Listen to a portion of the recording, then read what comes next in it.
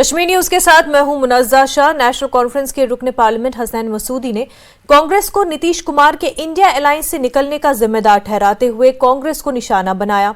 उन्होंने कहा कि कांग्रेस अपनी इत्तेहादी जमातों की तजावीज का मुस्बत जवाब नहीं दे रही है और इसी वजह से सियासी इत्तेहादी एक एक करके छोड़ जा रहे हैं। और उन्होंने ये भी कहा कि कांग्रेस को अपने इत्तेहादियों को आगे बढ़ाने के लिए लचकदार रवैया अपनाना चाहिए, वरना इंडिया अलायंस का कोई मुस्तकबिल नहीं रहेगा।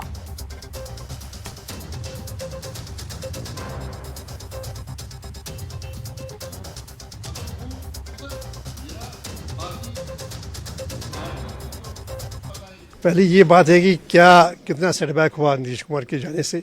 मैं नहीं मानता कोई सेटबैक हुआ, क्योंकि जो आइडियोलॉजिकल जो इसकी जो एडिफिस था अलायंस का, वो सोशल जस्टिस है। वो जो डिप्राइव्ड है, डिसएम्पावर्ड है, at the end of the Q है, जो कतार के आखिर में है, उनके लिए प्रयास करना, उनके लिए लड़ना, तो मुझे लगता है वो वही इंटैक्ट है। और वहाँ पर वही चले गए, बल्कि उनसे उन्होंने कहा मिटेंगे लेकिन मिलेंगे नहीं, ये उन्हीं का नारा था। वो गए तो मुझे लगता है उनका ही क्रेडिट जो है, जो उनका एतबारियत है, वो वहाँ क्रेडिबिलिटी है, एतबारियत जो है वहाँ वो उसमें एक दशका लगेगा। दूसरी बात है, क्या कांग्रेस निभा रही है? मुझे लगता है कांग्रेस से कहीं ना कहीं कोताही हो रही है। कांग्रेस वो इम्पॉर्टेंस, वो अहमियत नहीं दे रही है जो हमारे रीजनल पार्टीज़ हैं, जो उनको देनी चाहिए। देखिए, वक्त से पहले ही उनको किसी एक तरीके का अहंकार जैसा आ गया। बात ये है कि यूपी में अखिलेश जी है, समाजवादी पार्टी है, वो मजबूत है। टीएमसी वेस्ट बंगाल में है, जम्मू कश्मीर नेशनल कॉन्फ्रेंस है, पिछले 9 दहाइयों से यहाँ पर है, जो हमारा उफक है, सियासी उफक, उस पर है। तो जनाब, ये कांग्रेस को ये मानना चाहिए कि वो जितनी जल्द मुमकिन है उतनी जल्द उनको करना चाहिए। जो सीटों की जो तो बात है, अलॉटमेंट की बात है, सीट शेयरिंग की बात है, ये बाकी जो मामले हैं, मौखर नहीं करने चाहिए फैसले। जैसे कन्वीनर का फैसला है, वो भी मौखर किया, कौन होगा कन्वीनर, मुझे लगता है वो भी एक वजह थी। क्या रहा होगा, क्या नहीं रहा होगा, उनकी अनुभव क्या रहा होगा नीतीश कुमार जी का, कि क्या शायद यहाँ मेरा कोई मुस्तकबिल नहीं है या कुछ ऐसा होगा। लेकिन ये जो कांग्रेस जिस तरीके से चल रही है, वो सही तरीका नहीं है। अगर कहीं से कोई कोताही हो रही है, कहीं किसी को इग्नोर किया जा रहा है, किसी को उसकी वहाँ पर स्ट्रेंथ है, उसके मुताबिक उसको भाव नहीं दिया जा रहा या उसका वो एक्नॉलेज नहीं किया जा रहा, तो उससे जाहिर सी बात है जो ये मुखालिफिन होंगे वो अलायंस के, वो मुखालिफिन उसका क्या आपने नहीं। सीधा सवाल, मेरा सवाल ये है कि जम्मू कश्मीर की सियासत में आपकी एक पार्टी का एक मजबूत यहाँ स्तंभ है, आप एक मजबूत स्थिति में रहे हैं बहुत सालों से। आपको लगता है कि आज की परिस्थिति में कांग्रेस कहीं ना कहीं आपको यहाँ पे भी उतनी तरजीह नहीं? जी नहीं, बिल्कुल नहीं, क्योंकि हमारी बारी आई नहीं है अभी, क्योंकि ये सबसे छोटी 5 सीटें हमारी, 6 सीटें, अभी हमारी कोई चर्चा नहीं हुई। लेकिन ये हम चिंतित हैं उन्हीं के लिए, हम चिंतित हैं अलायंस के लिए, क्योंकि अलायंस एक ख्वाब है, एक ऑल्टरनेट नैरेटिव एक आइडियोलॉजिकल जो एक इसकी है, तो वो तकरीबन वो उसको कहीं जख्म पहुँचेगा, और देश की जो आवाम है तो उसको जख्म पहुँचेगा। हम उससे चिंतित हैं, हम ये नहीं है हमारी। एक सवाल पूछना चाहूँगा, नीतीश कुमार के जाने से और जिस तरह से अलायंस नहीं हो रहा है वेस्ट बंगाल में, जिस तरह से यूपी में असमंजस है, भगवंत सिंह मान कह रहे हैं, केजरीवाल जी कह रहे हैं पंजाब में सभी सीटों पर हम लड़ेंगे, कहीं ना कहीं आपको भी अब मौका मिलेगा कांग्रेस को ये बताने के लिए कि नहीं, आप भी सभी सीटों पर लड़ेंगे? देखिए, वो तो क़यादत फैसला करेगी। चाहते हैं हम तो हर एक सीट पर हैं ही। देखिए, हमारा 6 के 6 सीटों पर हमारी प्रेजेंस है, 6 सीटों में हम मजबूत हैं, हमारा कैडर है, हमारे साथ अवाम है। देखिए, करगिल ने साबित कर दिया। कांग्रेस को सजेशन दे रहे हैं कि कांग्रेस को अपनी हटदर्मी से बाज आना चाहिए, अलायंस पार्टनर जितने भी हैं इंडिया ब्लॉक में, उनके साथ बराबर उनको कॉन्फ्रेंस में लेके आगे चलना चाहिए। कैमरामैन आशु के साथ में समीर भट्ट, न्यूज़ 18 जम्मू। सांबा में डेमोक्रेटिक प्रोग्रेसिव आजाद पार्टी का एक बड़ा जलसा मुनक्किद किया गया और पार्टी के चेयरमैन गुलाम नबी आजाद भी मौजूद थे। आजाद ने लोगों से कहा कि इस नई पार्टी को मजबूत करने के साथ साथ पार्टी को अपनी हिमायत भी दे ताकि वो इख्तियार में आकर हुकूमत बना सके। आजाद ने कहा कि जो 70 बरसों में नहीं हुआ था वो उनके दौरे हुकूमत में हुआ और उन्हें सिर्फ 2.5 साल काम करने का वक्त मिला। उन्होंने कहा कि जम्मू कश्मीर में बेरोजगारी एक बड़ा मसला है और सरहदी लोगों के मसाइल पर तवज्जो देने की जरूरत है। तैयारी बहुत है, इलेक्शन की तैयारी है, पार्लियामेंट की, असेंबली दोनों की। हमने तकरीबन सब कॉन्स्टिट्यूंसी के दौरे किए हैं, 5-6 रही होंगी, वो भी करेंगे अगले 1 महीने। पूरी तैयारी है, बहुत अच्छा रिस्पांस है हर जगह, आर पार, जम्मू कश्मीर, देहात, शहर में, सब जगह। अब हालात आपको मुझसे ज्यादा मालूम है, वो क्यों पूछते हैं? हालात और ठीक करने हैं, इसके लिए सरकार बना।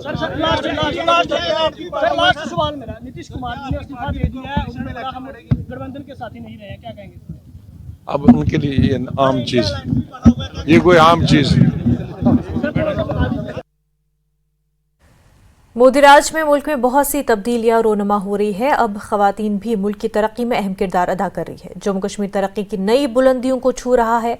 इन बातों का इजहार मरकजी वजीर ममलकत डॉक्टर जितेंद्र सिंह ने किया। CSIR की जानिब से जिला कठुआ के सरहदी इलाके मदीन में किसान कॉन्फ्रेंस का इनेकाद किया गया और इसमें डॉक्टर जितेंद्र सिंह ने भी शिरकत की।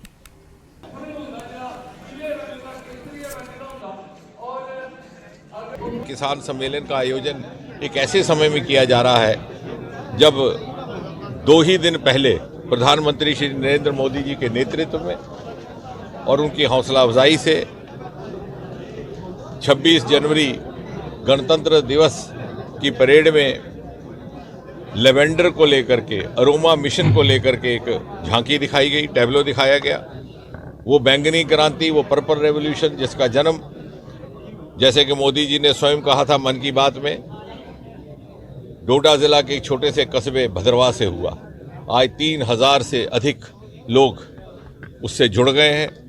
और मैं तो ये कहूँगा कि आधुनिक समय में जिस प्रकार से मोदी जी ने startup India, stand up India का आह्वान लाल किले के परिसर से दिया था, और देखते ही देखते इस देश में 350 से बढ़कर के स्टार्टअप्स की संख्या 1.25 लाख जा पहुंची। हम तीसरे दर्जे पर आन खड़े हुए दुनिया में स्टार्टअप्स के मापदंड पर। नेशनल कॉन्फ्रेंस को एक धचका लगा है। बिलावर कठुआ से पार्टी के जिला सदर दी रोमी खजूरिया अपने हामियों के साथ बीजेपी में शामिल हो गए हैं। रोमी खजूरिया ने अपने दर्जनों हामियों के साथ जम्मू कश्मीर बीजेपी के सदर रविंद्र रायना, देवेंद्र सिंह राणा और देवेंद्र कुमार की मौजूदगी में बीजेपी में शमूलियत इख्तियार की। उन्होंने कहा कि वो बीजेपी के नजरिए और पॉलिसियों से मुतासिर हैं और इसलिए बीजेपी में शामिल हो गए हैं।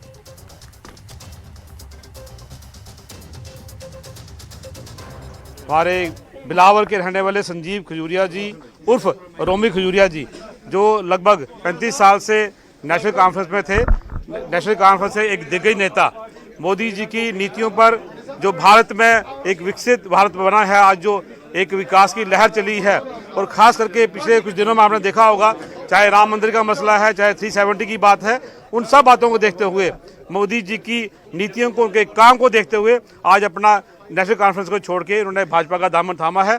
हम तहे दिल से इनका स्वागत करते हैं, इनकी पूरी टीम का।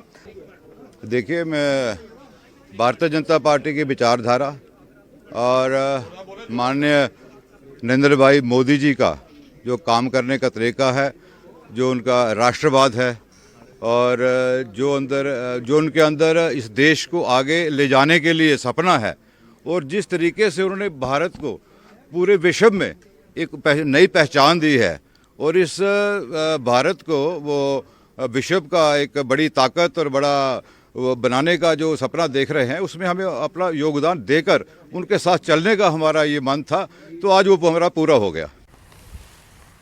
जम्मू कश्मीर की हुकूमत ने महकमे पुलिस में बड़े पैमाने पर रद्दोबदल शुरू किया है। जम्मू कश्मीर पुलिस में बड़े पैमाने पर फेरबदल किए गए। 11 अजला के कई DIG और पुलिस सरबराहान को तब्दील किया गया। 72 पुलिस अफसरान की तबादली भी हुई है। सुनील गुप्ता को DIG जम्मू सांबा कठुआ बनाया गया। वहीं शक्ति कुमार पाठक को असिस्टेंट डायरेक्टर ACB बनाया गया है। अल्ताफ अहमद खान जनूबी कश्मीर रेंज के नए DIG होंगे। रईस मोहम्मद भट्ट को डोडा उधमपुर रेंज में भेजा गया। गांदरबल, डोडा, रामबन, रियासी, सोपोर, सांबा, कठुआ, पुंछ, रियासी, पुलवामा, किश्तवाड़ के पुलिस सरबराहान को तब्दील किया गया है।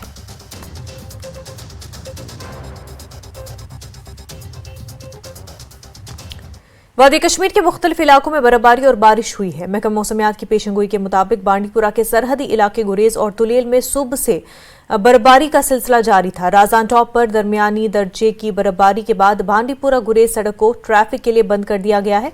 उधर बांडीपुरा के मैदानी इलाकों में सुबह से वक्फे से बारिशों का सिलसिला जारी है। डीसी बांडीपुरा शकीलुर रहमान राथर का कहना था कि उन्होंने महकमा मौसमियात की पेशेंगोई को मद्देनजर रखकर पहले ही अफसरान के साथ मीटिंग की और ग़िज़ाई अजनास की दस्तियाबी से लेकर सड़कों से बर्फ हटाने के लिए तमाम तर इंतजामात मुकम्मल कर लिए गए।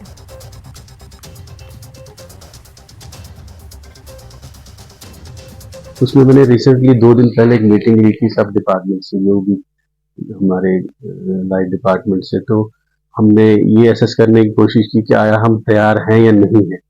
पर्टिकुलरली जो अपर रीचेज जैसे कि गुरेज और तुलेल के कुछ इलाका जाते हैं जो बिल्कुल ही कट ऑफ हो जाते हैं, तो हमारे पास जो भी खाने पीने की या बाकी ज़रूरियात ज़िंदगी की अशिया है तो वो वाफर मकदार में अवेलेबल है हर एक जगह। मैंने रिव्यू भी लिया, मैंने पीएचई के साथ, फूड एंड सिविल सप्लाईज वालों के साथ, पुलिस, मैकेनिकल इंजीनियरिंग डिपार्टमेंट, जब हमने देखा, मैंने उनसे पूछा कि भैया अगर बहुत ज़्यादा बर्फबारी होती है, यहाँ थोड़ी सी भी होती है, तो क्या हम तैयार है, हमारे पास मैनुअल मशीनरी है? तो मेरे ख्याल में हम बिल्कुल तैयार है। सयाती मकाम गुलमर्ग में ताज़ा बर्फबारी हुई, यहाँ कई इंच बर्फ जमा हो गई। उधर गुलमर्ग के अफरवट और कंगडूरी में भी 6 से 7 इंच ताज़ा बर्फ रिकॉर्ड की गई। मैदानी इलाकों में हल्की बारिश हुई और सर्दी में भी इजाफा हुआ। गुलमर्ग में ताज़ा बर्फबारी देखकर वहां मौजूद सयाह इंतहाई खुश नजर आए। सयाह से जुड़े लोगों ने भी राहत की सांस ली। गुलमर्ग में इस बार वक्त पर बर्फबारी न होने की वजह से सयाह से जुड़े लोगों को नुकसान से दो चार होना पड़ा। सयाह भी मायूस हुए थे। गुलमर्ग आने वाले सयाहों ने मुख्तलिफ होटलों की बुकिंग भी मनसूख की थी। अब उम्मीद की जाती है कि आने वाले दिनों में अच्छी खासी बर्फबारी होगी ताकि गुलमर्ग में खेलो इंडिया के चौथे एडिशन का इनेकाद हो सके। 2 दिन पहले मैं यहाँ था, कोलाई ग्रीन में मेरा स्टे था। ये पूरा कुछ भी नहीं था यहाँ पे, सिर्फ मट्टी और सिर्फ पूरा खाली था। आज अल्हम्दुलिल्लाह अल्लाह का एहसान है कि यहाँ पे बहुत अच्छा स्नोफॉल मिला और हम भी इतनी दूर से स्नोफॉल देखने के लिए यहाँ आए थे। हमें मालूम पड़ा यहाँ स्नोफॉल हो रहा था, हम श्रीनगर से आज वापस गुलमर्ग आए हैं। बट इस बार तो स्नोफॉल बहुत लेट से हुआ है, सो हमने टिकट्स कैंसिल कर दिया। प्रेडिक्शन देखा था कि 26 से स्टार्ट होने वाला है, सो हम 25 को फिर आए, सोनमार्ग में गए, वहाँ पे भी ऐसे फर्स्ट स्नोफॉल हुआ, वी एक्सपीरियंस दैट। और आज यहाँ पे भी ऐसा स्नोफॉल तो ज़िंदगी में कभी नहीं देखा था। We are so thrilled to be here. Snowfall के बाद सच में लग रहा है कि जन्नत है, और ये स्नोफॉल का हम श्योर कश्मीर वासियाँ भी वेट कर रहे थे, हम भी आए थे इसके वजह से, तो ये हो गया है।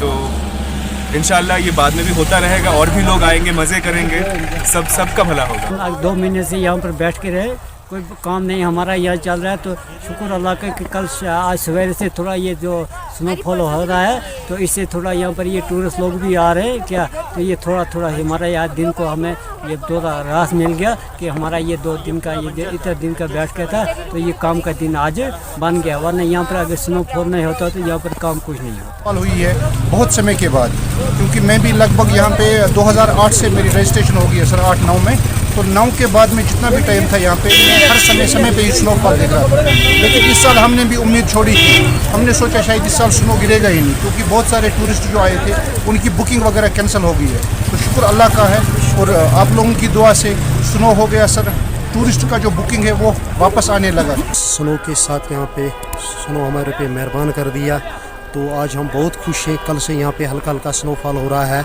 तो आज यहाँ पे अच्छा स्नोफॉल हो रहा है गुलमर्ग में इस टाइम, तो बहुत खुश हैं हम।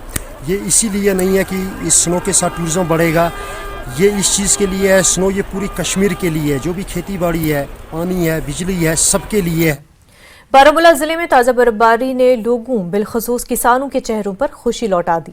बारामूला के बालाई इलाकों रफियाबाद, हाजीबल, चंदूसा, रामपुरा, राजपुरा और जिले के दीगर पहाड़ी इलाकों में हल्की बर्फबारी रिकॉर्ड की। श्रीकला में होने वाली बर्फबारी को बागबानी और ज़रूरी शोबों के लिए फ़ायदेमंद समझा जाता है। अच्छी बर्फबारी आबपाशी और पीने के पानी का अहम जरिया है। बर्फबारी से मुंसलिक इलाके खूबसूरत मंजरनामा पेश करते हैं। ये 3 माह के खुश्क मौसम के बाद था कि वादी के मैदानी इलाकों में बारिश हुई, जबकि बालाई इलाकों में बर्फबारी हुई। रफियाबाद के बालाई इलाकों में रहने वाले लोगों का कहना है कि मुसलसल खुश्क मौसम की वजह से बच्चों और बुजुर्ग अफराद को सेहत से मुतल्लिक मसाइल ने अपनी लपेट में ले रखा है। बर्फबारी और बारिश से वो खुश है। रफियाबाद के इलाके लधू से ताल्लुक रखने वाले एक ट्रैकर ने बताया कि इलाके में सयाहत का बहुत बड़ा पोटेंशियल है और बर्फबारी से ज्यादा सयाह इस इलाके का रुख करेंगे। इससे इन इलाकों के नौजवानों को रोजगार के मौके मयसर होंगे और उन्होंने कहा कि बर्फबारी का इंतजार खत्म हो गया है और लोग आने वाले दिनों में मजीद बर्फबारी की तवक्को रखते हैं। कि आज लुधुआ टूरिस्ट ट्रैकिंग स्पॉट पे बर्फबारी हो रही है और ऑलरेडी हम टूरिज्म से रिलेटेड ही हैं, तो काफ़ी हम लोग खरीदारी कर चुके थे ट्रैकिंग इक्विपमेंट्स और कैंपिंग इक्विपमेंट्स हाई क्वालिटी के। तो बड़ा अल्लाह का शुक्र है कि यहाँ से ऊपर बर्फ़ लुधुआ से ऊपर बर्फबारी हो रही है। सतरवन हो गया, वीजी टॉप एरिया हो गया, अपना जबड़ियाँ बैक और वगैरह एरियाज़ में बर्फबारी है। तो हम लोग बड़े काफ़ी खुश हैं कि बर्फबारी हो रही है और एक्सपेक्टेड है 2-4 दिन के लिए मौसम का, तो लगता है कि बहुत अच्छी बर्फबारी इंशाल्लाह हो जाएगी यहाँ पे, और जिससे यहाँ पे काफ़ी टूरिस्ट, और हम इनवाइट भी करते हैं टूरिस्ट्स को, ट्रैकर्स को यहाँ पे आएँ स्नो कैंपिंग के लिए और बाकी जो भी स्नो से रिलेटेड एक्टिविटीज़ हैं उनके लिए यहाँ पे आएँ। आपके लिए हर एक फैसिलिटी यहाँ पे अवेलेबल है हमारी तरफ से, तो आपको वेलकम करते हैं लुधुआ में। और फिलहाल स्नो को एंजॉय करने के लिए आपको वेलकम करते हैं। स्नोफॉल हुआ है एरिया में, आप आएँ 2 किलोमीटर 4 किलोमीटर के एरिया में 5 तक, तो आपको अच्छे ट्रैकिंग कर सकते हैं। स्नो में सब फैसिलिटीज़ अवेलेबल है। खबरों का सिलसिला आगे भी जारी रहेगा, लेकिन उससे पहले एक छोटा सा ब्रेक।